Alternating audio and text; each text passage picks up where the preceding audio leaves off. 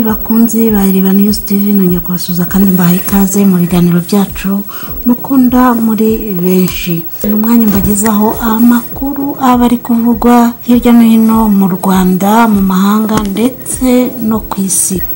Hano hakurya muri Repubulika ya Demokarasi ya Kongo, aho Perezida Felix Tshisekedi yashinje u Rwanda kwigira marayika ku bushotoranyi bwarwo muri Kongo.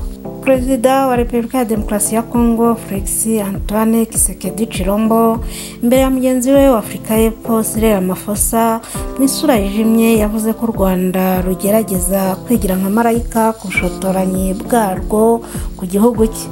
Perezida Tshisekedi akomeje gukora uko ashoboye ngo ashakishe amaboko yamufasha guhangana na M23, ari nako adatinya kugaragaza ko u Rwanda ari rwo ruri inyuma y'uwo mutwe wamujujubije. Mu kiganiro n'abanyamakuru kuri uyu wa 6 Nyakanga 2023, Perezida Tshisekedi yavuze ko ibivugwa ko guverinoma ya Kongo idashaka kuganira n'u Rwanda niko yise M23 ari ibinyoma bigamije guharabika igihugu cye. Yavuze ko u Rwanda ruhora ruvuga ibinyoma ku bushotoranyi bwarwo, aho ngo rusobanura ko ari ikibazo kireba Kongo ubwarwo. Tshisekedi yavuze ko u Rwanda rwifata nkaho rudashotora Kongo binyuze mu mutwe wa M23, ruvuga ko wivumbuye ku butegetsi.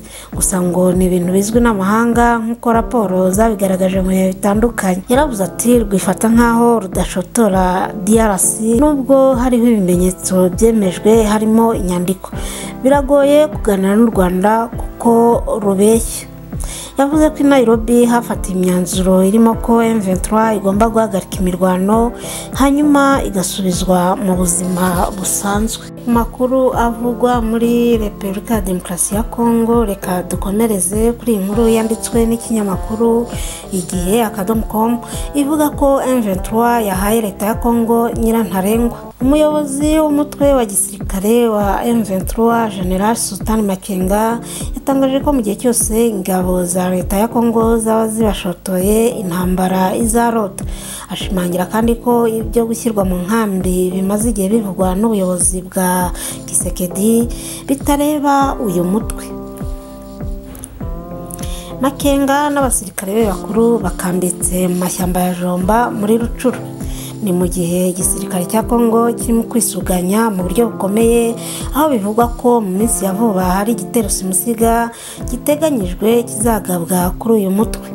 Hari amakuru ko abarwanyi ba FDR basigaye bakorana n'ingabo za Kongo bakomeje kwegera ibirindiro bya M23 mu gice kitagomba kubamo abarwanyi cyagenewe ingabo z'umuryango wa Afurika y'Iburasirazuba. Ni mu gihe FDR ikomeje gushinjwa gukorana na FARDC mu rugamba rwo guhangana na M23. General Makenga yatangarije abanyamakuru ko amagambo guverinoma ya Kongo imaze igihe ivuga ajyanye no kwambura intwaro abarwanyi be no kubashyira ahantu hamwe mu nkambi ari ukuyobya uburari, kuko hari ibyo leta ya Tshisekedi yirengagiza. Yatanze urugero ku nama y'abakuru b'ibihugu bo muri EAC yabaye muri Gashyantare, avuga ko ibireba M23 yabikoze ariko guverinoma ya Kongo yo ibirenza amaso.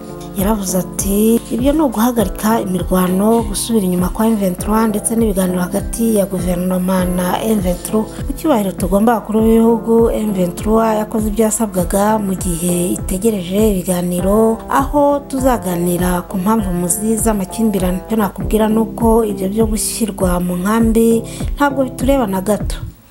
Umusirikare wa M23 witwa Lieutenant Colonel Alfred Masubao Muliro aherutse kugaragara mu mashusho ya Kivu Press Agency abwira abasirikare ko bagomba kuba maso kuko abarwanyi ba FDR bakomeje kubasatira. Akomeza avuga ati umwanzi nta mbaraga afite naza mukubite. Yongeraho ati twiteguye kurwana intambara, ntabwo ari kuyikunda, ariko nibatera mu birindiro byacu nta bindi tuzakora ibishoboka byose mu kwirwanaho. Lieutenant Colonel Muliro yavuze ko bakomeje gusaba leta ko baganira ku bibazo bihari bakabibonera umuti mu mahoro, ariko bisa naho urundi ruhande icyo rushaka ari intambara gusa. Ku rundi ruhande guverinoma ya Kongo ivuga ko iteguye kurwanya M23 mu buryo bwose, ku buryo yigaruriye ibice byose uyu mutwe wari warafashe. Makenga yavuze ko niba Kongo ishaka amahoro nabo bazayakurikiza, ariko niba ishaka intambara nta kintu kizayibuza kubaho. Ati M23 irahari mu gihe bazaba barangije imikino yabo, M23 izafata inshingano zayo. Nibyo, turi abanyamahoro, dushaka amahoro, ibyo bashaka nibyo tuzakora. Niba bashaka amahoro twembi tuzaharanira amahoro, niba bashaka intambara ubwo tuzarwana. Makuru avugwa mu mahanga, reka dukomereze kuri iyi nkuru ivuga ko bamwe mu Barundi barimo gutahuka bakabisikana n'abahunga.